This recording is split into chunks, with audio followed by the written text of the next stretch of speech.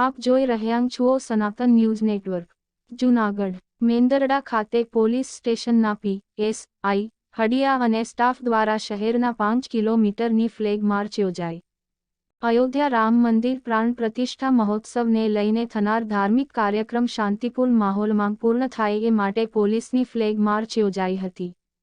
મેંદરડા શહેર તેમજ આજુબાજુના ગ્રામ્ય વિસ્તારોમાં રામ મંદિર પ્રાણ પ્રતિષ્ઠા મહોત્સવને લઈને યોજાનાર ધાર્મિક કાર્યક્રમોને લઈને મહત્વના વિસ્તારોમાં પોલીસનો અત્યારથી બંદોબસ્ત જોવા મળી રહ્યો છે। કાયદો અને વ્યવસ્થા જળવાઈ રહે તે માટે પોલીસની ફ્લેગ માર્ચ શહેર નગરમાં પોલીસ મથકના પોલીસ ઇન્સ્પેક્ટર યોગેશ હડિયાની આગેવાનીમાં પોલીસ સ્ટેશનથી નીકળી પાદર ચોક આંબેડકર ચોક ખાતેથી શરૂઆત કરી નગરના વિવિધ વિસ્તારોમાં ફરી હતી।